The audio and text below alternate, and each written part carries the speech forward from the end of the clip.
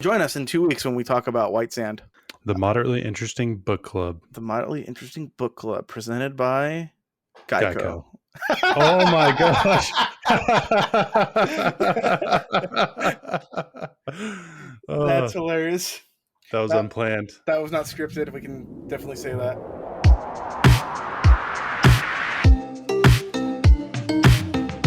Welcome back, everyone, to this exciting episode of the Moderately Interesting Podcast. I'm Aaron. And I'm Mitch. Mitch, so much to do today. So much to talk about. All right, so what do we got today? I got a question from last week. Yeah, we're going to answer my top 5 fictional weapons. You have very kindly, once again, given me a whole minute to myself. We got an exclusive, except for not really an exclusive, but exclusively here right now. Sean Bean's reaction to the Game of Thrones ending. We got some Percy Jackson news, a bunch of Marvel stuff. Got some Star Wars stuff, so if all that sounds moderately interesting to you, stick around. Play the theme song.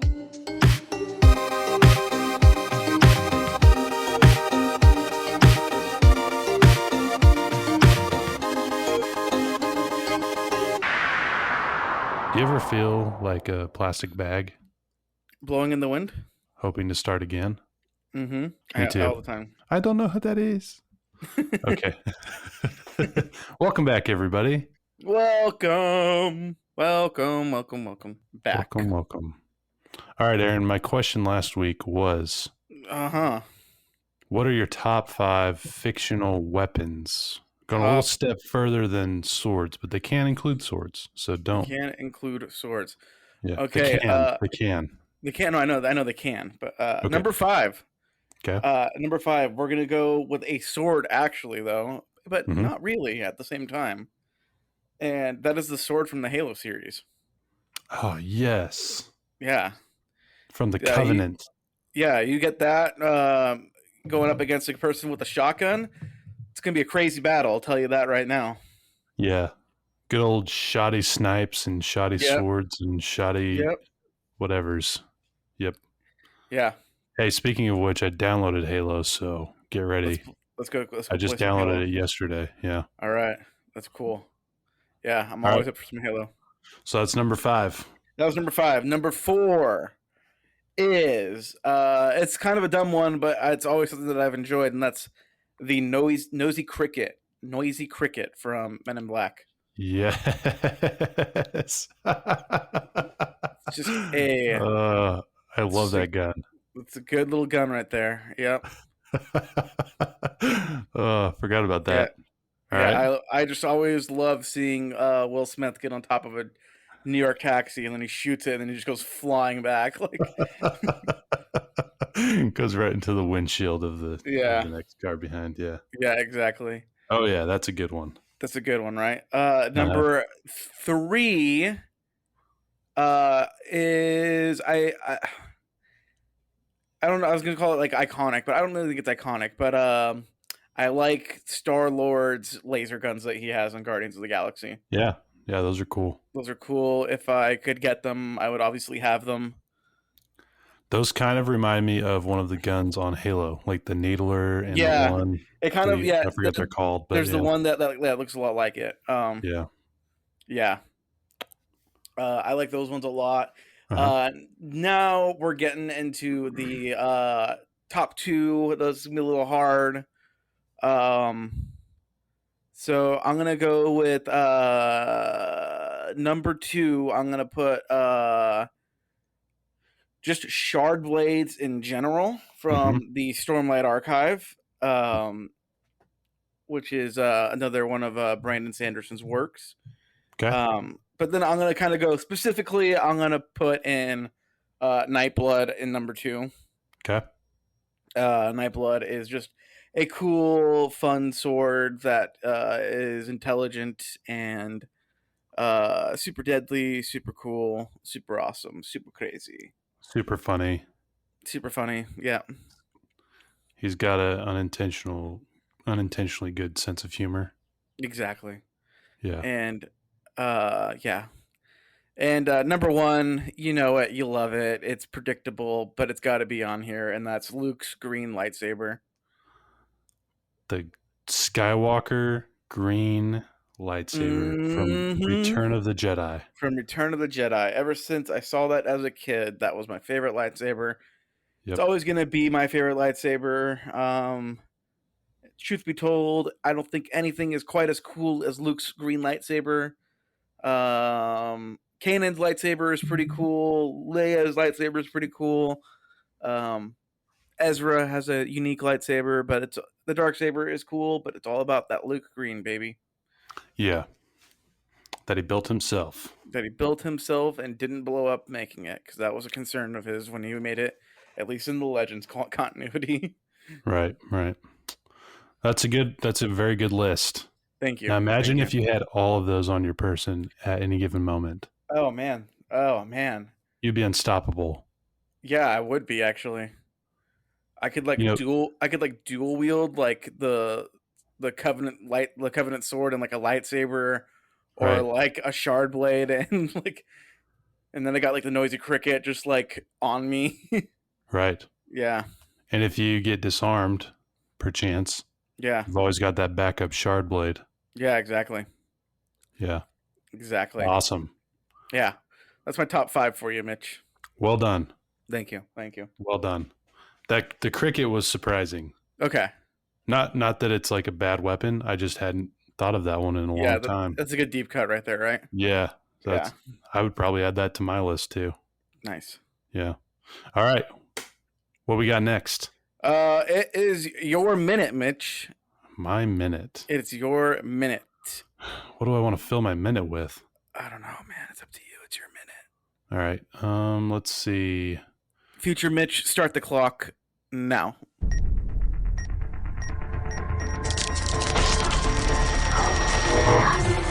All right. So my minute this week is I'll talk about Kingdom Hearts. All right. Love Kingdom Hearts. Yeah. So I got to. I think last we left off, I got to Olympus. Yeah, I think you got to Hercules. And I went in and I that was a pretty short level, short world. I know you can go back there, so I know that. But the first time around is pretty short. You go in and you fight a couple things, and then you fight the big bad guy, and I can't remember what he looked like, but it was a big bad guy, the boss. Do you remember the boss? Cerberus? I think so. Yeah. Oh, yeah, the dog. Yeah. Yeah. Okay. Yeah, I remember now. So I fought the dog, and I think it only took me 2 tries. Nice. I think I only died once, so that was good. And then I left Olympus and went to Agrabah, or I think I went back to Traverse Town actually. Mm-hmm. Went back to Traverse Town, got some stuff done there, locked up Traverse Town, and went back to. You locked it up, huh? Yeah, then I went to Agrabah. Met up with Aladdin. Yeah. And then this is where the bad news comes in. Uh-oh. So I've been playing Kingdom Hearts on Game Pass, Xbox Game Pass. Mm-hmm. And correct me if I'm wrong, but the remastered versions of Kingdom Hearts have only been out for maybe 2 months. On the Game Pass, I don't know, possibly. But I mean, in general, when did they come out? I think for Xbox One they came out late last year. Oh, okay. Yeah. Oh, they came out on the PC. Yeah, recently, they came out on the PC. They came out for the PC recently. Yes. Okay, yeah. So, anyways, they're getting taken off of. Well, they already got taken off of Xbox Game Pass. No. So I'm gonna either have to buy them or just go watch the movies on YouTube, and then the third one, the newest one, is on Game Pass still, so I could play that one. But we gotta get you. We gotta get you the other games though, because you don't want to watch movies for all of that. Some of it's pretty cool. Yeah, I like playing it. It's a fun game. Some of it's pretty cool, so we got to figure out how to get you that. So we're gonna put a pause on Kingdom Hearts for a little bit for Mitch's Minute, but that's Mitch's Minute this week. Oh man! All right, that's a little bit of a downer of a minute, if I do say so. Yeah, but where there's a will, there's a way. Yeah, exactly. That's what they say, at least. Yeah, usually. All right. Okay, we've got a brand new segment, Mitch, that we've talked about. We've kind of thrown out some ideas about this, but it's our Mm-hmm. brand new segment, Unpopular Opinion. Well, opinions are like assholes. Everybody has one. Go ahead and give us an unpopular opinion. Yeah, okay, you want me to go first with unpopular opinions? I do. Okay. I told you this when we were kind of pitching the idea. Mm-hmm. So my unpopular opinion is I don't like Sony Playstation. Mm-hmm. And my opinion is I think they are bad for the video game industry. Okay. Or I guess like maybe they're not like they're still bad, but they're not as bad as they were. But they have put gaming in a bad direction. Like we are on a worse direction because the Sony PlayStation exists. Right. So I feel like that's a pretty unpopular opinion. And is it because of their exclusivity? No, that's part of it. That's part of the like kind of the evil stuff that they're doing right now. Yeah. So let's go back in time. Let's get in our time machine and go back in time. All right. We are back in time right now, and it is 1991. Wow. The year before I was born. Yeah, the year I was born. Wow. Yep. Okay. We're back in time. It's 1994. The Super Nintendo just came out. Okay. So we are in the middle of the fourth generation of video game consoles. I know, bear with me, folks. Why do we have to go back in time so far? I'm getting to my point, I promise. It's not that far. Yeah, it's not that far. Calm down. We're not that old. It's not that far. Yeah, exactly. So the fourth generation is the famous generation of the Sega Genesis versus the Super Nintendo. Sonic the Hedgehog versus Mario. Mm-hmm. Okay. And Super Nintendo is doing very well. Nintendo did very well the previous generation with the NES, the Nintendo Entertainment System. Right. So at this point, people are like, okay, Nintendo is here for the long run. Like Nintendo and video games are going to go hand in hand. Mm-hmm. Sega, on the other hand, kind of made their way in. They kind of carved their own path, and they showed the world that you don't need to be named Nintendo to make video games. Right. And for a while, Sega was actually winning that generation war. And for a lot of people, the Genesis versus the Super Nintendo, that's like the golden age of video games for a lot of people. If I remember correctly, Sega had a lot of, I don't know if it was a contract, but they had a lot of titles with Disney.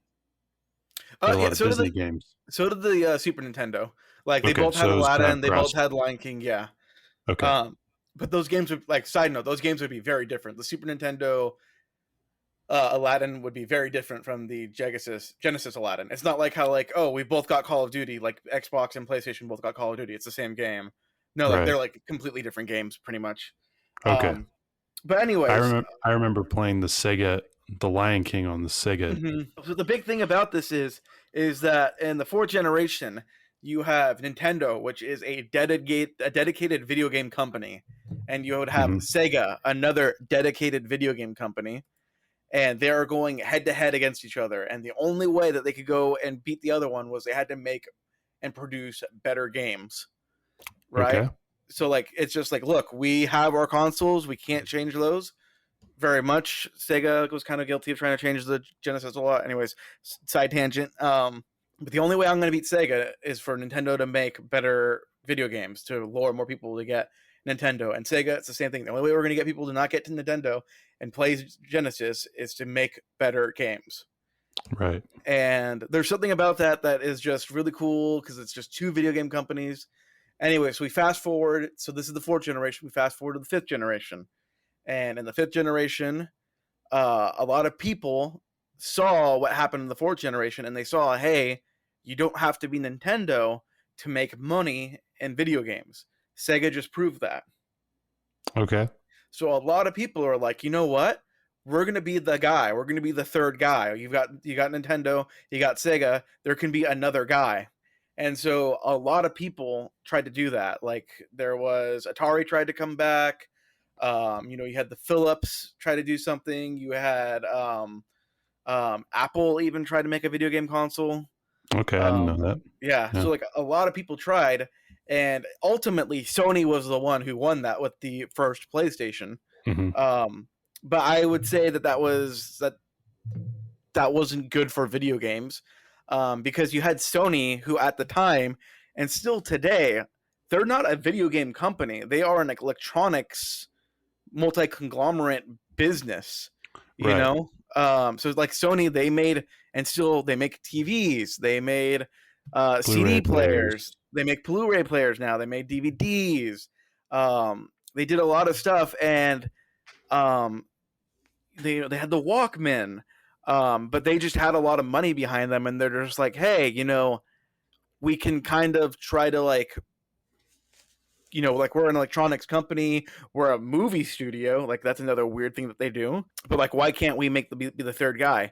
And like Sony made the PlayStation, and like they did some stuff right, but they got very lucky with the way the fifth generation panned out that they ended up winning that generation, because everybody made a mistake except for Sony, or like Sony's mistakes were like the least costly mistakes, right?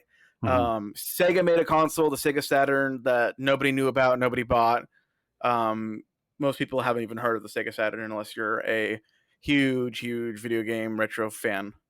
Nintendo made the Nintendo 64, and their big mistake was they didn't put the game on CDs. They were still cartridge based, and that really hurt. Into it. Yeah, that really hurt Nintendo, because a lot of companies were like, I don't want to work with cartridges anymore. They're so expensive to produce. They carry such little space. So a lot of game developers jumped the ship, and they didn't work with Nintendo anymore. Very famously, Squaresoft, Final Fantasy. Final Fantasy was basically at that point a like second party IP for Nintendo, but because of the cartridge, they left and they went to Sony. And Final Fantasy VII, the very famous game, was a PlayStation exclusive. So PlayStation, Sony had really tried to be like, look, it's not just a video game system, it's a CD player, which at the time, like, hey, that is pretty cool. Nobody else has a CD player. But like for the most part, they were pretty mild in like how bad they were. They were just trying to carve their way in and make a place for themselves, and they successfully did that. I think it really gets bad is in the sixth generation when you got the PlayStation 2 coming out. And how did Sony market the PlayStation 2? They didn't, like, or at least in the beginning, they didn't market it as a video game console. They marketed it as a DVD player. Really? They were like, it's a DVD player. Oh, and it also plays video games, but it's a DVD player, and a cheap DVD player. Like, you don't need to spend like, or like, like for $200 you can get a DVD player, but for $250 you can get a PlayStation 2, or like whatever the price was. I'm making up the numbers right now. Right. But like for like just a little bit more, you can get a PlayStation 2, which is a DVD player, and it plays video games. Well, I remember when my dad bought a PlayStation 3 for the Blu-ray player. Yeah. They tried to do the same thing with the PlayStation 3 of like, it's a Blu-ray player. And like when PlayStation 3 came out, it's like the PlayStation 3 was $600. And when that came out, it was like, it's a Blu-ray player for only $600. Like that's how like they marketed the PlayStation 3. Like it's a cheap Blu-ray player. And that, anyways, for the PlayStation 2, that really worked. People bought PlayStation 2s because it was a DVD player first. Like that's how they marketed it. And like it's just like they still kind of do these weird kind of tricks to try to get people to get their systems. Like they don't, like I don't think people buy, I mean maybe now with the PS5 they do, but like for a while Sony was just trying to like trick people into getting their consoles, and they didn't. It wasn't because we have the best console, it wasn't because our console has our own exclusives that we've made for it. It's like, no, look at, we have these little tricks that we've done for it, these little things that like a video game console doesn't need to do, because its primary focus should be to play video games. Right. It's not pure, like Nintendo is made and was made to play video games. Exactly. Yeah. Yeah. And they still are. Like Nintendo doesn't do anything else that I know of.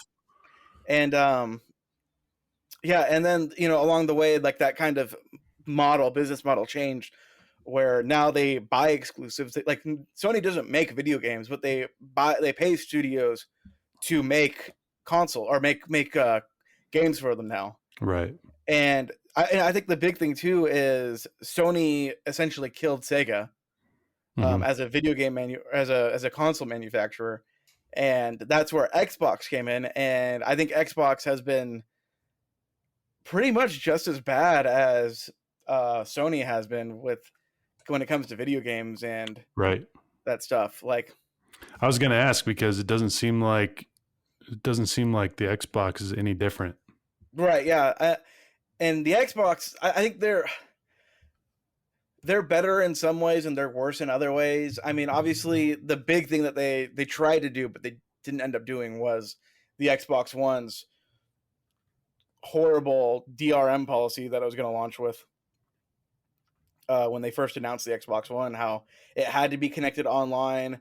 If it didn't, it would check for your online connectivity every 24 hours. And if it didn't connect, if you didn't have an internet connection, it just wouldn't work. It wouldn't turn on. It wouldn't play. They were going to block used games for the Xbox One.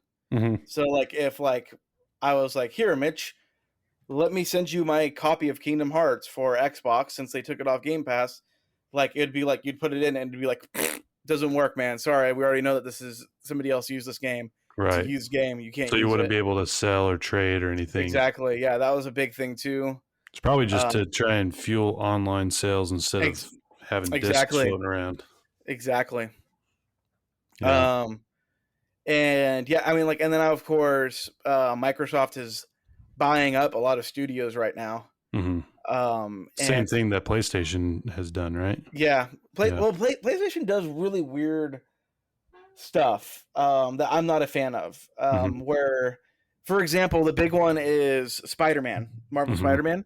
I don't like paid for exclusives. I think that's really dumb, and it's not good for video games, and it hurts. It hurts the consumer, because like there's no reason. Like, a big one that I used to play was Destiny. And Destiny had exclusive content. Destiny had exclusive content only for the PlayStation 3 and PlayStation 4. Right. And the only reason why it was on there, not because only the PlayStation could handle this content, or only like the PlayStation's whatever RAM could handle the texture. No, it was just Sony paid, however much money to get them to put that only on PlayStation. Right. And to me, that's like the worst kind of exclusivity stuff. Is like, I will pay you money if you just give this to me and you don't give it to anyone else. Another big one right now is Final Fantasy VII. Final Fantasy VII that came out for PS4 about a year ago, and it's exclusively on PlayStation right now. Only because, though, not because, like I said, not because like the PlayStation 4 is the only one that can run it, not because Square Enix and PlayStation have this great relationship and history together. No, it's just Sony. Or because PlayStation created the game. Yeah, or because PlayStation created the game. It's because PlayStation went, hey, we heard you're remaking Final Fantasy VII. It'd be really cool if you just put it on the PlayStation for at least a year. Here's a couple $1 million or whatever for it. Right. Whereas with Xbox gets exclusive stuff, like especially back in the 360 and the original Xbox days. But that's because those were the most powerful consoles back then. So they were like, this is the only reason why we could have Mass Effect on the Xbox 360 is because Mass Effect, like the 360 is the only one capable of playing Mass Effect. Right. And correct me if I'm wrong, but Halo was created by Microsoft, right? So Halo is an interesting one where Bungie was making the game and they showed it off, and Microsoft was like, this game looks fantastic. Like, we really want this to, because like when the original Xbox came out, again, kind of like PlayStation, like, what the hell is Microsoft making a console for? This is really weird. So Microsoft needed to do something to boost interest in the Xbox, so they bought Bungie essentially. So Bungie became like a third or a second party developer for Microsoft. And then Halo came out, and then obviously when Halo came out, it was exclusively for the Xbox. Right. So like that's one where I'm like I'm a little more lenient on, where they're like, yeah, we bought the studio and the studio makes exclusive games for us. Because like even Nintendo does that with like Game Freak and Pokemon, right? Like, and Microsoft has been doing that a lot lately. They just bought, like, the big one they just bought was Bethesda. So, but like Sony doesn't do that. Sony just pays people to make games exclusively for them. Right. Another good one is Bloodborne, which is by the same people who made Dark Souls. Mm-hmm. I love Dark Souls. I love From Software is what they're called. And there's absolutely no reason why Bloodborne should not be on the PlayStation 4, the Xbox One, and PC. The only reason why it's not is Sony went, hey, it'd be really cool. Like, we noticed that Dark Souls is really trending lately. It'd be really cool. Here's a couple $1 million if you just made a game exclusively for us. Right. Like, that's not, like, there's no passion in that. There's no artistic, creative liberties that are taking. It's just strictly a business. They're just fighting for your attention. Yeah. Type of a deal. Yeah. Yeah. And that's why I think that Sony is worse, or has like put us down a bad path that has made gaming worse. Mm-hmm. It's been bad for the gaming universe. It's it's not as good as it could have been. Right. And that's where I am right now. And you can still see that. I mean, like I said, Xbox is guilty of this too, but nowhere nearly as bad, I think, as Sony has been, because a lot of Sony exclusives and stuff like that should not be exclusive. There's no reason why they should just be on their platform. Right. Yeah. Yeah. Anyway, that's my unpopular opinion, guys. What do you think? How wrong am I? Let me know. Change Aaron's mind. Change my mind if you want to. What do you think, Mitch? What do you think of my unpopular opinion? Well, I think you've got the data to back yourself up. So you took me back to when I was, born, and took me all the way through till now. And I see your point. I definitely see your point. I don't have any allegiance to any console, so yeah, I'm definitely open to that unpopular opinion. Sure. Yeah, I don't. I do feel annoyed when a console, like I have an Xbox. Yeah. Not because I think they're better than the other ones. I just got an Xbox. And so with my Xbox, like when the Spider-Man game came out, I was actually like, that looks like a lot of fun. And then I found out, oh, it's only on PlayStation. And I'm like, well, I could either fork out whatever PlayStation 4 costs, because at the time I think it was a PlayStation 4, and get a PlayStation just so I can play that game, or I can just stick with Xbox and deal with the cards I've been dealt, Right. And Xbox has plenty of stuff to keep you entertained, so it's one of those things. But yeah, but I do feel from a consumer point of view that I feel very annoyed about that kind of stuff. The exclusivity, in like partnering with these franchises that are popular just to get people to buy their products and just use them. Yeah, a lot of anti-consumer stuff. I mean, like, I didn't even talk about how PlayStation tried to trademark the phrase "Let's Play." Yeah, that's stupid. Yeah. Yeah, the stuff that takes away from the spirit of whatever industry you're in, gaming in this case, because there is a spirit of gaming that I believe exists for gamers. You just do it because it's fun. There's people that get into games. It's a hobby. For some people, it's a career. Yeah. And it is fun to also explore different consoles and see the pros and cons of them and everything. But when you're doing it just because when a company is taking advantage of that, then it's frustrating. And Mitch, both of us have like a little bit of a retro collection, don't we? Yes. Retro video games. What do you have now? Well, I don't have that retro of a console. I have a GameCube. Okay. That's the only retro console I have. Okay. I would definitely say a GameCube is retro at this point. Yeah, I would like to have a Nintendo 64 though, because that's what I grew up with. That's the one that I'm looking to get next. Yeah. I've got a GameCube as well. Mm-hmm. I am very proud of my GameCube. I have the Game Boy player for the GameCube. Mm-hmm. So I've been playing Pokemon on my GameCube. Nice. Yeah, I've got like a couple games. By a couple, I mean like 34 GameCube games right now. And counting. And counting. Yeah, it's true. I've got about 15. Nice. I've got the original Call of Duty on GameCube. Nice. I've got Call of Duty 2 on GameCube. Nice. I have a Sega Dreamcast. Mm-hmm. I've only got like 12, maybe a little less than that, 12 games for my Dreamcast. Dreamcast games are pretty expensive these days. Oh, I'm sure. Yeah. I've also got, and it's retro now, is a 360. Okay.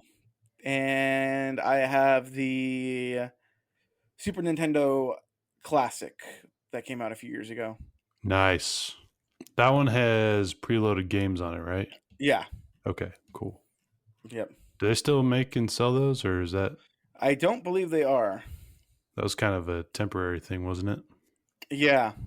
Yeah. Yeah, I've got a funny story about that. I'll have to tell it later when we have more time. Okay. But how I got my Super Nintendo Classic is pretty funny. Yeah. Yeah. Anyway, we have 10,000 episodes, so we'll definitely exactly. touch on that. Exactly. Let's move on to the next subject, though, or topic, I mean. Okay. Whatever. Sean Bean reacts to Game of Thrones. Mm-hmm. The ending. I'm sure most of our viewers know who Sean Bean is. I'm sure most people know he played Eddard Stark, Warden of the North. And Boromir in Lord of the Rings. And Lord of the Rings and 006 and GoldenEye. Yep. So yeah, he's cool. He's pretty cool. But he did die in season 1 of Game of Thrones. Mm-hmm. Spoiler alert. Yeah. When asked about the ending of Game of Thrones and what his thoughts were, it says, when asked if Stark's internalized kingdom withdrawing from the rest of the continent was similar to Brexit, Bean responded and admitted that he didn't keep up with the show after his character Stark was killed off. He simply said, "No, what happened?" When asked if he'd seen the last episode. The reporter asking the question was concerned, as they didn't want to give away any spoilers, just in case Bean wanted to watch Game of Thrones in its entirety at some point. To which Bean responded, "I'll have forgotten by then. Go on." The Game of Thrones ending was then explained to him, detailing how Stark's son became the king of Westeros and his daughter went on to become the Queen of the North. Wanting more details, Bean said, "So, did Winterfell stay separate? Oh, good for them." And I think that is just the exact kind of reaction in 2021 somebody should have to anything Game of Thrones related. Right. Especially someone that was in it. Yeah. You see, if I got killed off in the first season, I'd probably have the same attitude he did. Yeah, I'd stop watching it. Yeah, I'd be like, okay. Well, I mean, if you read the books, you know it's coming, but yeah. Oh, okay, now this is the perfect transition. We had this transitioning here. But like, what is the future for Game of Thrones at this point? What is the future for this, for the book series, for the spin-off shows, and all of that? Because let's be real, 3 years ago, 4 years ago, whatever it was, because there was that big gap between season 7 and season 8. But yeah, they're like the peak of the height of Game of Thrones. This franchise was on top. It was unstoppable. And now I think the general consensus is people don't care about Game of Thrones anymore. Yeah, I think they're trying, and I think they're doing it a little too early, but they're trying to revive it. Yeah, they are. They definitely are. I mean, we've got tons of spin-offs in the works. I know there was a pilot that wasn't picked up for a spin-off show. Mm-hmm. What does the future even look like? Because HBO is owned by AT&T, but it's getting sold to Discovery. Right. I mean, what does the future look like for this? I think that it's gonna. I don't know. Go ahead and say what you're gonna say. I was gonna say I don't think it looks good. Yeah. First of all, George R.R. Martin, can we just? What the hell, man? You've had a year locked up, and we have no update on Winds of Winter. Yeah. Like, how is this acceptable at all at this point? It's not. Like, he was probably taking online cooking classes. oh my gosh. Like, to be fair, okay, to be fully transparent, I am not a big fan of the books.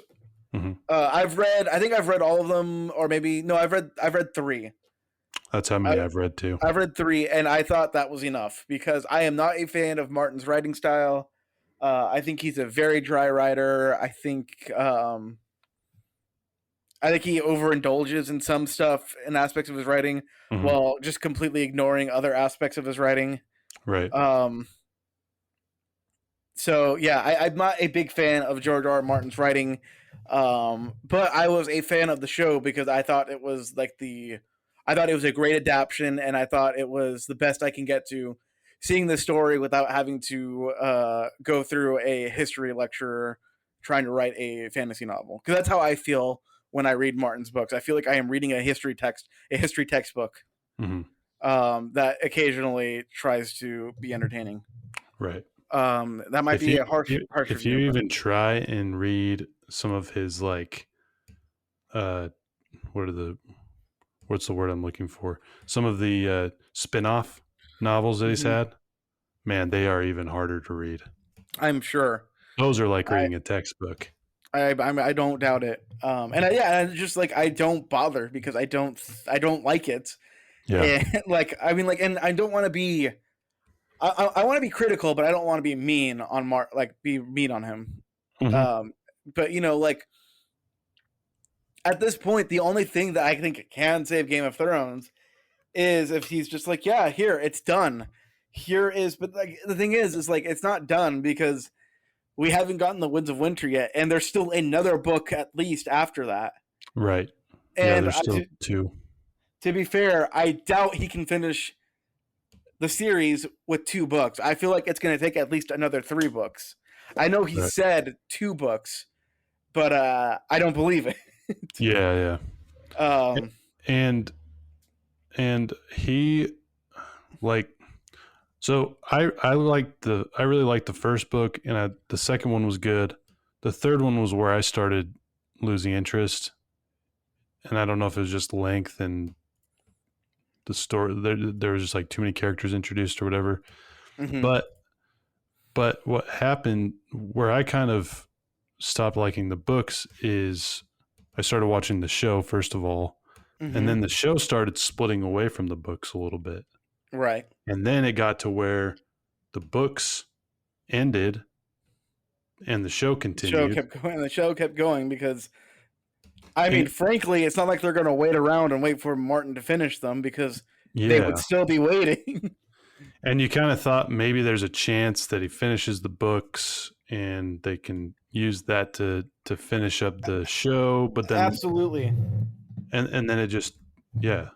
And I think that I would give him the majority of the blame. If you did not like the ending of Game of Thrones, I would blame Martin for that. Yeah, I think so. Martin has already said that the ending to the show is not too different from how he's going to end the series. Yeah. So he's already said that. So there is a point of like, well, why am I even going to read these if I didn't like this ending? Right. But again, giving him the benefit of the doubt, like, maybe he can somehow pull it off. Yeah. And that's where I kind of wish that the show, the directors, the creators, all those producers, whatever, I wish that they would have taken more creative control of the show at the end. Because it seems like they were like kind of fed up with Martin. I think they were like, we just want to be done with this. There's definitely a point where you can see it seems like we're done with this. Obviously, they were scheduled to take over a Star Wars movie. So I wonder if part of them is just like, let's get it done so we can go work on Star Wars. Yeah. I don't know. I wasn't there. I'm not part of that at all. But yeah. I don't know. I do think a lot of the blame is on Martin. Mm-hmm. I do think at this point, we had like 2 years, I think it was, between season 7 and 8. Yeah. Yeah, it was a while. It was a good while. And I really thought between that time we were going to get 2 books from Martin. I thought we were going to get like, hey, during this time, I wasn't just working on Winds of Winter. I was working on the book after it. Mm-hmm. So like, here's book 1, or here's Winds of Winter, and then like 9 months later, I'm gonna drop the second book. Right. Or something like that. But no, he's done nothing. He has done absolutely. I just want to rant about this now. He has done nothing. He refuses to write. He refuses to do anything with it. In fact, he has signed a 5-year contract with HBO to work on the spinoff series. Yeah, I was just gonna say he keeps giving himself more work that is not writing the book. Like I've seen things like that where he's signed on for the TV shows, for the spinoffs. He's working on I think he was working on a video game. Yeah, yes, he is working not on for a video Game game. of Thrones though. It was some other video game it's Elder Fire or something like that. It's the people who made Dark Souls. They're working with George R. R. Martin for him to produce the story of a video game. Yeah, and it's like, stop distracting the man. Let him. Well, no, people George, need to stop giving him work. It's not even that. George, say no. Yeah. Like I understand people being like, "Yo, let's try to work with this guy. He clearly, is good." He's a yes man. Yeah, he is. But okay, so he signed a 5-year contract with HBO to help produce the series, and guess what? George Martin is 72 years old. He's going to be 73 this September. He was born September 20th. You know what's going to happen is they're going to hire Sanderson to finish his books. Oh my gosh! Robert Jordan's books, that's fine because of what happened there. Yes, but we don't need Sanderson to finish Martin's work. They're not. No, okay. To be fair, they're not going to get Sanderson to finish Robert's work. I was going to say if they get anyone, it's Joe Abercrombie. Yeah. Abercrombie. Anyways, but okay, so you're making a 5-year deal with a 73-year-old man who is not in great health. Like he's not in great shape. And you can tell just by looking at him. Yeah, that's not trying to be mean, but he's not the pinnacle of health. I'm not the pinnacle of health. But he's going to be 78 years old when this contract is over. Right. What are we doing? I don't even want the ending that bad. But there are people who do, and I feel for them. Uh-huh. So yeah, he's working on a contract for 5 years. He's working on the show. He's working on spin-off books that are history lessons of the Targaryens that nobody asked for. Right. Okay, maybe somebody asked for it, but I didn't, and that's all that matters. Mm-hmm. Yeah, that's it's mind-boggling to me that 5 years ago, Game of Thrones was the most popular franchise, at least on TV. Pop culture, it dominated pop culture, mm-hmm. and now it's just forgotten. Nobody cares about it. The other thing you have to take into perspective here is the books. I thought the books were relatively new when I started reading them. No, they're old. They're very old. They're very old. It's not like this came out. It's not like the book came out and then 2 years later we got the first season of Game of Thrones or something like that. It was decades. Yes. Let's see. Game of Thrones. It's not like he's been working on these for 10 years. He's been working on them for 40. Am I right? Something I think it's close to 30, but yeah. Yeah. I think it was the 80s. Let's see. I know this because there was a picture of Elijah Wood on a behind the scenes photo of Lord of the Rings, and he was reading Game of Thrones. And that was in the late 90s, if I remember right. Early 2000s. No. So the Game of Thrones was published in 96. Okay, so it's not that old. Yeah. But it's pretty old. You're getting close to 30 years. Yeah. Yeah. And think about it at this point, at the same time, J.K. Rowling finished 7 Harry Potter books. Mm-hmm. Brandon Sanderson has written 100 books. I don't know how many Brandon Sanderson has written since then. Just the Stormlight Archive is 2 Game of Thrones books, and he does those in 2 years. Exactly. How many books has I'm not a huge Stephen King fan, but how many books has Stephen King put out? Probably close to 100, and they're all 2,000 pages long. Yeah. Neil Gaiman, how many books is Neil Gaiman? people like there are writers who write. Yeah. Like Joe Abercrombie, he's Abercrombie. I keep getting his name mixed up, but like I know he is a relatively new author, and he has written, I mean, like half a dozen books already. Like, Right. so like I mean, yeah, it's just Right. okay. Let's move All right. on. Let's That move was on. our rant. That was our move on. Like, okay, going from a writer who doesn't write to a writer who writes far too much. Right. Brandon Sanderson announced that Kelsier from his hit fantasy series Mistborn is now available right now on Fortnite. You can play as Kelsier on Fortnite right now. Mm-hmm. Do you play Fortnite? A little bit, very rarely, but I definitely ran on to Fortnite and got the Kelsier skin for myself. Nice. Is it one of those that you can like you have to like complete tasks to get it, or do you just buy it? Or I mean, I just bought it. you just buy it? Yeah. It was just $7.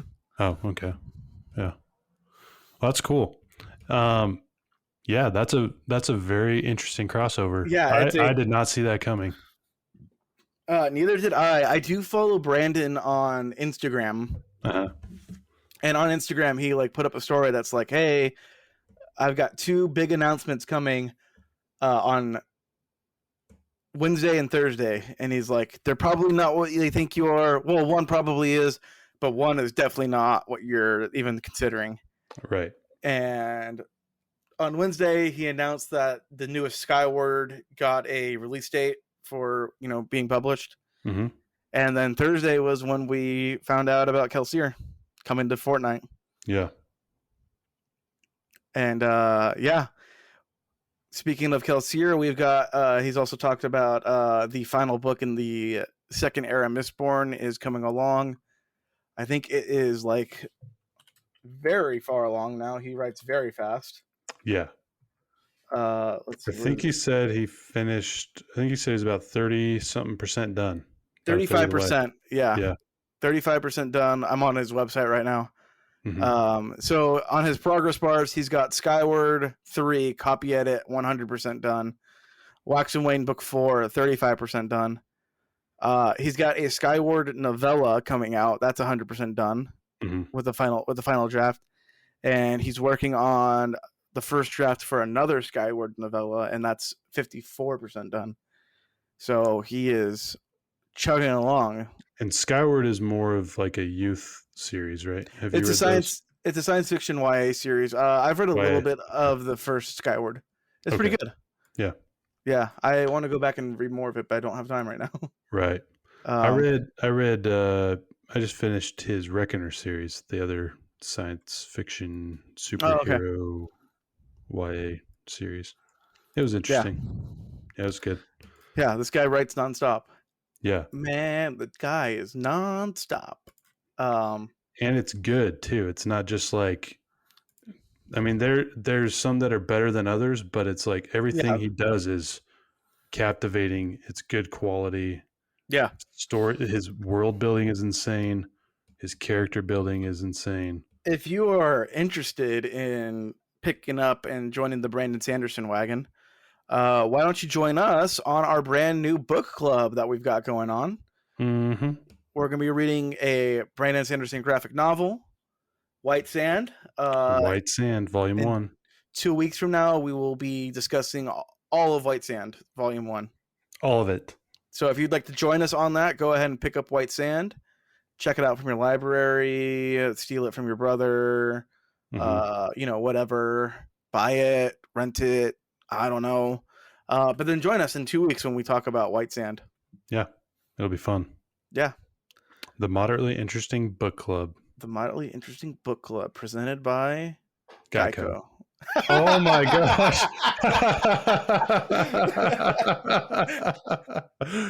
That's hilarious. That was unplanned. That was not scripted. We can definitely say that. Yep. Because it's not presented by Geico, clearly. That was good. Yeah. All right. Well, let's move on to the next. Going on to this. That's a soundbite. Oh yeah, right for there. Sure. Yep. All right, cool. Yeah. Okay. So, well, I just need to compliment Brandon Sanderson really fast. Go for it. Thank you for not being like George R. R. Martin.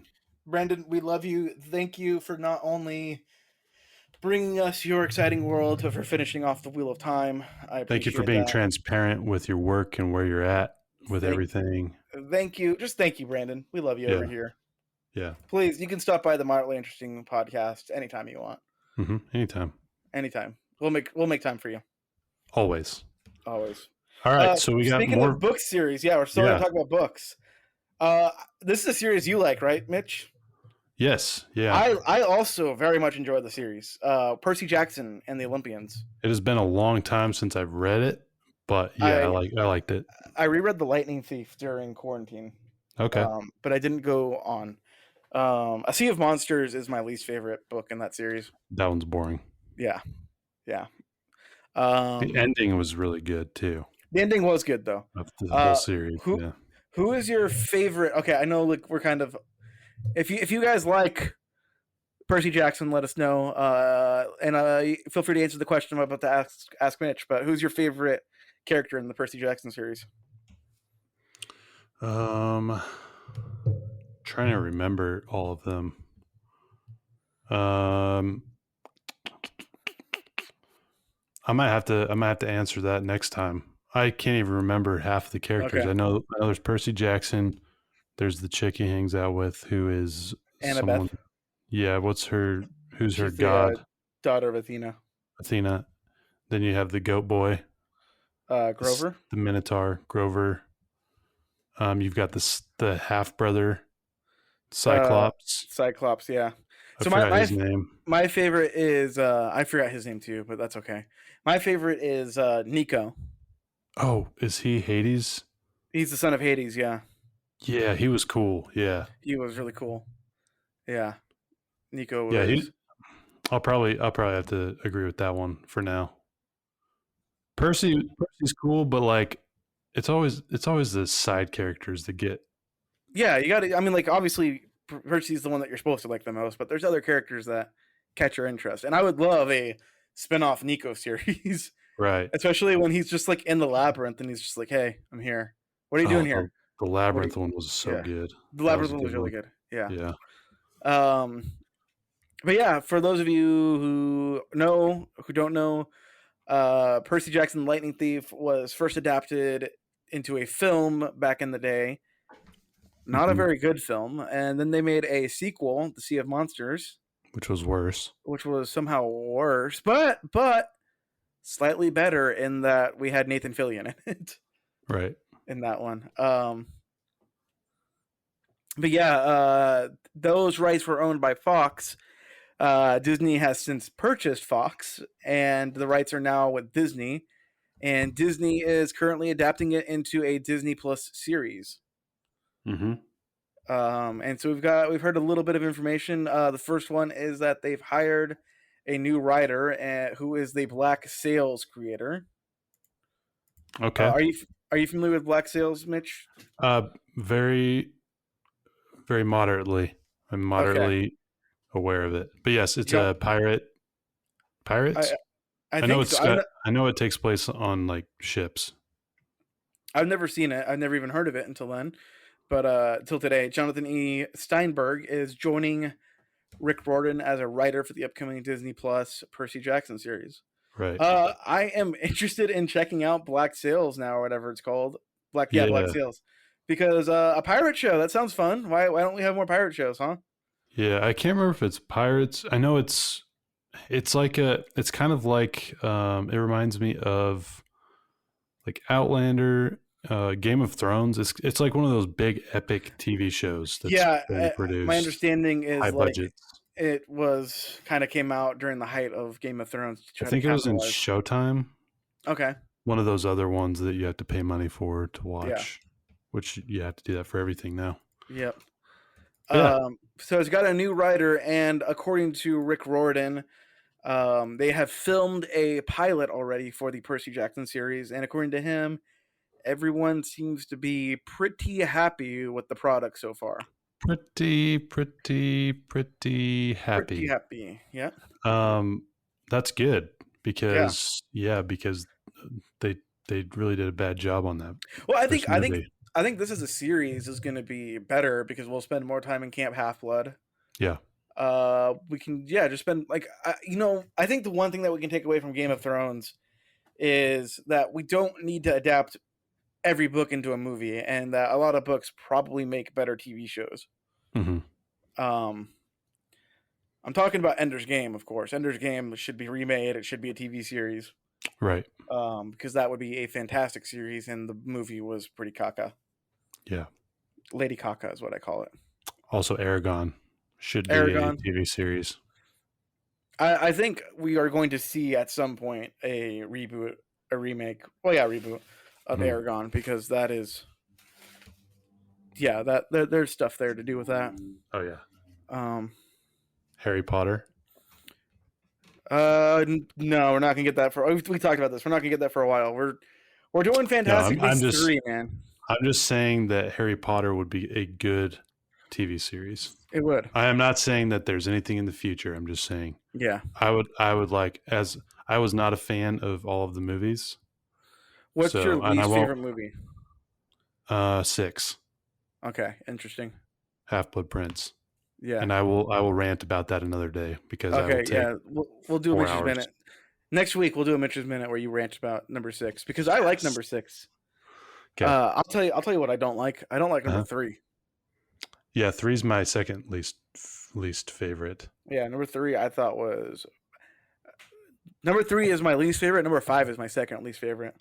I can do an unpopular opinion on these because I think that 3 is a lot of people's favorite movie. It is a lot of people's favorites, and but here on the Moderately Interesting Podcast, that's gonna be a popular opinion between the two of us because I do not like 3. I thought 5 was also not good. Okay, favorite one on the count of 3. We're gonna name our favorite Harry Potter movie. Okay. Okay, well, let me think for a second. Okay, got it. 1, 2, 3. Number 4. Goblet of Fire. Yeah. Nice. Did we just become best friends? We became best friends with the Geico ad. Yeah. But now we're even better friends. Yeah. Yeah, number 4 is the best.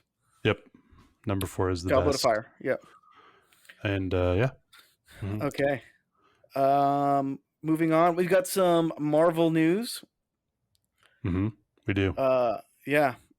The first one is Black Widow. I believe this is confirmed. Runtime of 2 hours and 14 minutes. Wow. That's not that long. No, it's not. It's gonna be a short one. So. Is that pretty? I mean, that seems like an average movie time? I think that's pretty average. Yeah. But I think it's also just coming off of, even though we're not coming off of it, but Endgame was just so packed. Right. That I think it's gonna feel, especially compared to that, it's gonna feel a lot shorter. Yeah. And we're gonna kind of go through a bunch of these right now, real quick, because the George R. Martin rant took too long. Between the George R. Martin rant and me PlayStation on Sony, the PlayStation, we have spent a good deal of time just ranting about nothing. Yeah, I can thin that out too, so it'll be okay. Fun. No problem. This is cool. Disney Parks has a new exclusive Spider-Man pop figure for the parks. Okay, is that the big head? Yeah, the Pop Funko figures. Yeah. And make sure we cut right here real quick because I don't want to release this yet.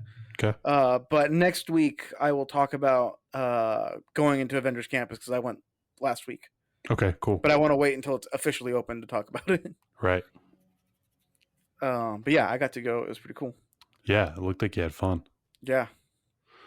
All right, so we got some Funko Pops exclusive park Funko Pops. I don't know if they're going to be in Florida, but I mean, for sure they'll be in California. Yeah. Yeah. Cool. We'll have to talk about that at some point too. The Marvel amusement park rights and how they are weirdly messed up. Yeah. Yeah. Yeah, they got a lot of work to do. Yeah.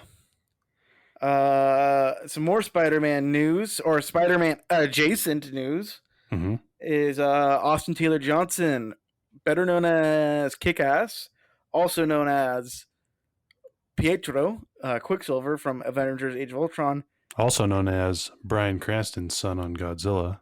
Yeah. Well, is he known as that? I think that's just a thing that I happened. mean, I know him from that. I don't know what his name is in the show. I just know he's Bryan Cranston's son. I don't even know who Bryan Cranston plays. Yeah. I don't know any of their names in that movie. I know I've fallen Godzilla's asleep name. every time I watch it.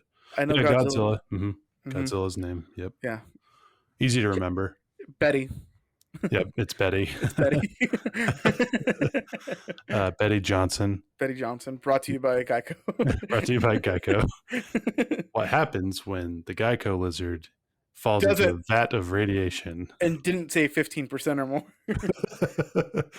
Turns into Godzilla, aka Betty Johnson. Okay, yeah. Austin Taylor Johnson will be playing, or is rumored to be playing, Kraven the Hunter in another Spider-Man spinoff. Right. And that's interesting because, I mean, I know the Spider-Man spinoffs aren't technically MCU; they're MCU adjacent. I think is what we've been calling them, right? Or what Kevin Feige has called them. But how can you have a same actor portray a different character in the same potential universe? But we've already done that with other characters playing different characters from the Netflix shows are now playing different characters in the movies. Yep. So I don't know. This is confusing. My head hurts. Listen, I got some breaking news. Okay. I've been waiting to talk about this. All right. This came in an hour ago. Okay. So like right when we started. Yeah. Because we've been going for an hour and 11 minutes. Holy cow. So IGN.com. There is a plan to connect Spider-Man universe to the MCU. Okay. And we're talking, this is the official quote. There actually is a plan to connect Sony's Spider-Man universe to the MCU. It's getting a little more clear for people where we're headed, and I think when No Way Home comes out, even more will be revealed. Okay. So I was going to go on a little rant about how I hate the Sony universe. Mm-hmm. I was going to maybe add that into the PlayStation rant, but I decided not to. I was waiting for this moment, but looks like there actually is a plan. That was before I found out that there's a plan. Okay. I don't know if I'm happy about it. I think a lot of these are taking place in a multiverse. Yeah. Because again, going back to Morbius, we see Morbius walk by graffiti of Spider-Man, and it's Tobey Maguire's Spider-Man. Right. Like that's a thing that we totally saw. And so yeah, it makes me wonder if these are maybe all of them, like Venom is taking place in Universe 7 and Morbius is Universe 19 and Kraven the Hunter is Universe 4. Like, I don't know. It does say though that it's not to connect it to the MCU Spider-Man, it's to connect it to the MCU. So Gotcha. there might be, there might be. I hope it's more than just like a multiverse, like a Spider-Man multiverse storyline, because of the character, because Sony and Spider-Man and all that. But yeah, I don't know what we're gonna get. It's been very annoying to me though, having to see. It's just confusing to keep up with it all. You got Morbius, you got Kraven the Hunter. You got Venom, Venom 2. So they're doing sequels now of things. And so it's like, are we going to get any of these? Because everybody wants to see these characters in the MCU. Yeah, for sure. And I know like Morbius, it's like, I didn't even really know who he was until I saw the trailer. And then I looked him up and I'm like, oh, he's like a vampire. Yeah. But like Venom, I want to see him in the MCU with Spider-Man. We talked about this last time. Kraven the Hunter. Who doesn't want to see? Who doesn't want to see Carnage? Carnage will be cool. Yeah. Yeah, I mean, there's a lot of stuff that you want to see. Spider-Man has some cool characters. Yeah. And we're not getting any of them. Yeah, we're getting the same old ones over and over again. Yeah. Not really though, because I think to be fair, the MCU Spider-Man has done a really good job of using different villains. Oh yeah. But yeah, I think Mysterio was really awesome. Vulture was cool. But yeah, Mysterio gets an A+ for me for doing Mysterio. Mysterio was awesome. Yeah. Yeah.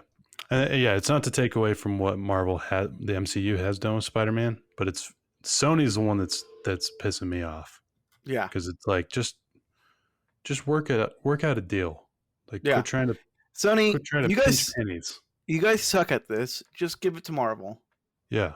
Like that's where we're at right now. There's I got don't to know. be a Yeah. deal that they can work out where it benefits both parties. Yeah. But they haven't figured it out yet, and it's really annoying. So, yeah. Anyways. Okay. There's a plan.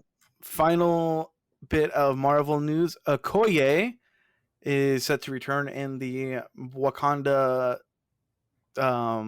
Disney Plus series. Okay. So I don't really think that's too shocking. I think it's kind of expected at this point, but yeah, good to know. Kind of just throwing that out there. Mm-hmm. Switching now from Marvel news, we've got some Star Wars news that we're going to talk about. Yep. We've got J.J. Abrams, kind of stating what a lot of people already know. Yep. And that's that there was no plan for the sequel trilogy. Right. Is this the first time that they've actually said it, though? I'm actually not sure. Because if you watch them, you know there's no plan. But then it would seem like they were kind of denying that for a while. Yeah. And then now they're admitting that they didn't have a plan. There's a couple different quotes from Abrams in this article.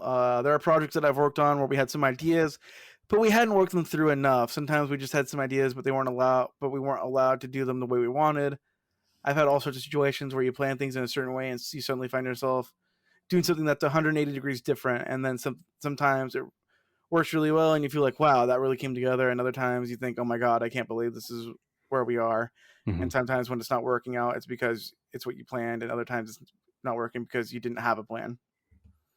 I think this is the first time Abrams has come out and said this, because Daisy Ridley has definitely come out and said that at one point she was told that Rey was somebody else. Mm-hmm. And she didn't know that Daisy Ridley was, or she didn't know that Rey was a Palpatine until like halfway through filming. Right. Halfway through filming, which episode? The last one. Okay, so she didn't know that she was a Palpatine until the last movie. And you can't. It's hard to argue it too far, because we know that the original trilogy had similar things happen. Well, like there's stuff like that where, like, you know, Mark Hamill has said that it wasn't until they were filming the scene that they told him that you know, Vader is Luke's father, and that David Prowse would be saying a completely different line, that no, I killed your father. Uh-huh. Or no, it's that Obi-Wan killed your father. Was the line that was supposed to be said, or that was said, but they told him, hey, Luke, you need to give a bigger reaction, because what he's actually saying is he's your father. Right. But with the original trilogy, it established a universe. That was the beginning of what's known as the Star Wars franchise. I mean, it's huge. You got to have a plan. Yeah. You got to have a plan for TV series, for trilogies. It's a shame. Yeah. I think it seems to me what happened was, and this is 100% me looking into it and trying to see what happened, like trying to guess what was going on based on my knowledge of different things. Yeah. But it seems to me that Disney bought Star Wars and they wanted to capitalize it as soon as they could. Mm-hmm. And they brought in JJ. And I think, to be fair, I think bringing in JJ for the first movie was the right choice. Yeah. I still stand by that. I still think bringing in JJ was a very smart choice. There's probably not too many people other than JJ who would be able to handle a project like that. Right. And they brought JJ in and they said, okay, we need to do, and I think we've even talked about this on the podcast, where they said, here is your box that we are confining you into, but within this box you can do whatever you want, kind of a thing. Yeah. But like part of the box is like, we have to set up, a new threat. You have to set up, a new trilogy. You have to bring in the old people. You have to bring in Han Solo. You have to bring in Leia. You have to bring in Chewie. You have to bring in the Millennium Falcon. Mm-hmm. I'm sure all of those are stipulations that he got when taking over the project. Right. Um, and there's probably a bunch of other stuff that we don't even know about. Like, okay, like Ray has to be the main character. Like I'm sure there's like a bunch of other stuff that we don't know about. And I think all things considered, The Force Awakens, he pulled it off. He pulled the rabbit out of the hat. I know people are going to disagree with me on that, and that's totally fine. There's valid reasons to argue against that. But then I think what happened was they just exhausted him with all of this. Like, hey, like we just spent $4 billion on this, JJ. Make sure it's worth it. That's a lot of pressure to put on a guy. And then I think what happened was they just went, like they didn't, like they were just so focused on getting it out the door that they didn't plan out the whole saga. I mean, obviously they didn't. And then JJ just handed the baton off. And I think JJ did a good job of like setting stuff up. Like there's clearly stuff that he set up, but then to be fair, I think he handed the baton off to the wrong guy. That's Rian Johnson. Right. And Rian Johnson took it and ran in the opposite direction of it. And then Disney got scared and they took the baton and then they give it back to JJ. So right. I do think that JJ will get unfair flack for all of this. I do think more of the blame resides in Rian Johnson than not. But I do think we can't deny that going in there and making a trilogy without a plan for a trilogy is a bad idea. And not just a trilogy, but a Star Wars trilogy. But a Star Wars trilogy, yes. If you're going into like the Solo movie without a plan, like the Han Solo movie that came out, a little more forgivable, yeah. That's where it's like no one really knows what to expect. Everyone had expectations going into, right, especially after The Force Awakens. Yeah, and I was going to say, and I think what makes it painful is that The Force Awakens did its job well, which is reintroduce people to Star Wars and get people excited for a new Star Wars trilogy. It does that well, whether you like the movie or you don't like the movie. You can't deny that it did that job well. Yeah. I remember the first time sitting in the theater watching The Force Awakens, and the big yellow Star Wars logo comes on with the music. I got chills. Yeah. I probably cried a little. Oh, I know I did. I saw Force Awakens 7 times in theaters. I saw it opening night at midnight in the Los Angeles Chinese Theater. Right. And it was magical. It was great. I loved every minute of it. And I would not trade that experience for anything. I really wouldn't. It was so much fun. It was so great. But yeah, it's sad that that we had that this is what happened. But it doesn't mean I don't love The Force Awakens any less. I still really enjoy The Rise of Skywalker.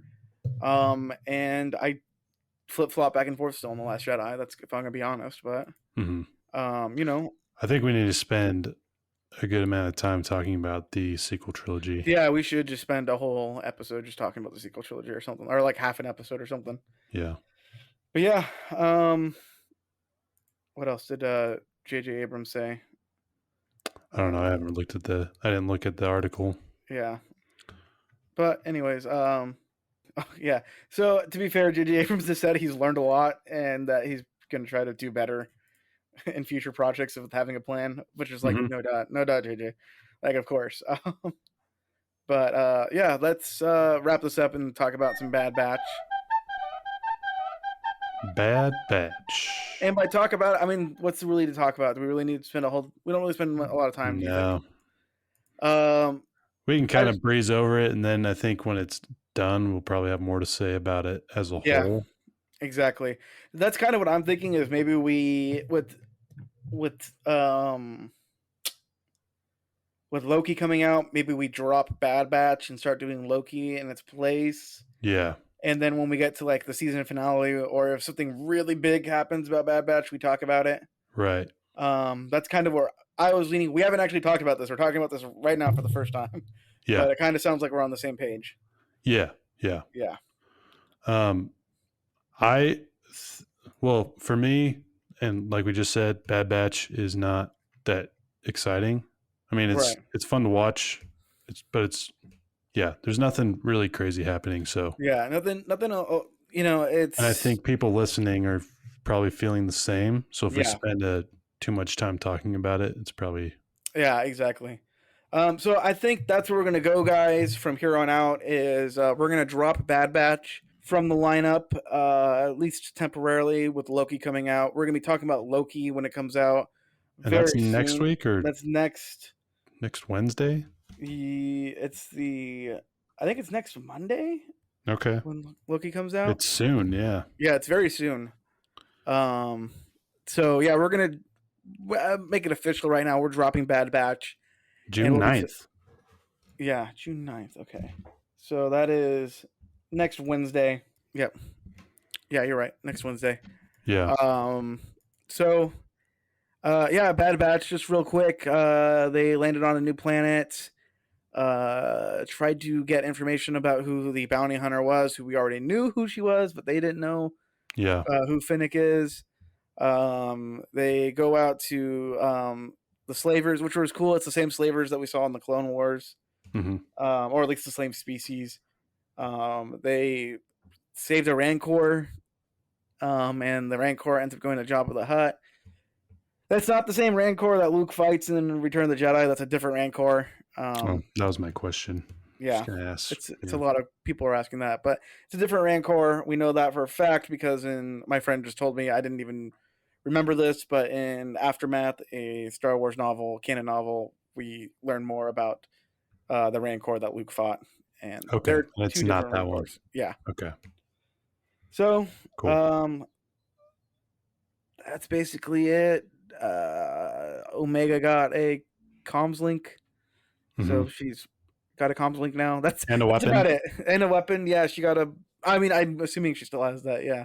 It's kind of been the same story with her too. It's like, you can't come with us, and then she shows up. Then she shows up, saves their lives. Yeah. So yeah. So if you guys have been feeling bored with the Bad Batch topic, we're done with it. And if you guys are bummed for whatever reason that we are dropping it, don't worry. We will talk about the season finale and anything else that important comes up. I'm still going to watch it. We're just not going to talk about it. Yeah, we'll keep watching. If something happens, then we'll cover it. Yeah, at the very least, we'll still be watching it. And anything that needs to be covered, we'll cover. Yeah. But we got plenty of things to talk about, so... Yeah, plenty of things. Obviously, we can rant about George R. R. Martin for even longer next week, so... Yeah. George R. R. Martin, the sequel trilogy, Sony, yeah. Elon Musk not being Iron Man, all that stuff. We got a lot to talk about, yeah. Yeah. All right, let's see. I have a question for you to end. To end it on, let's... Hit me with your best shot. I actually have two questions, and you can choose to answer them or not, or one of them, or whatever. Okay, here we go. All right. In the Star Wars universe, which planet would you like to retire on? Okay. And my number two question, in the real universe, in reality, is Walt Disney frozen in ice? Okay. We'll save both of those for next week. We'll answer both of those next episode. Okay. So stick around if you want to hear if Walt Disney is really frozen or not. I really want to hear. I want to know. I want to know. Please show me. Yep. Yeah. Good song. All right. Well, yeah. Thank you, Geico, for. Thank you, Betty Johnson at Geico for setting us up to succeed. We appreciate you and all of your Godzilla-ness. Yeah. So we'll refer. If any need car insurance, look up Betty Johnson. Godzilla. She's a great agent. 15%. 15 could save you 15% or more on car insurance. She covers a lot of territory. You can really, and very quickly too, I might add. She can get to you in a flash. All right. Make sure you bundle your home, auto, and life with Geico.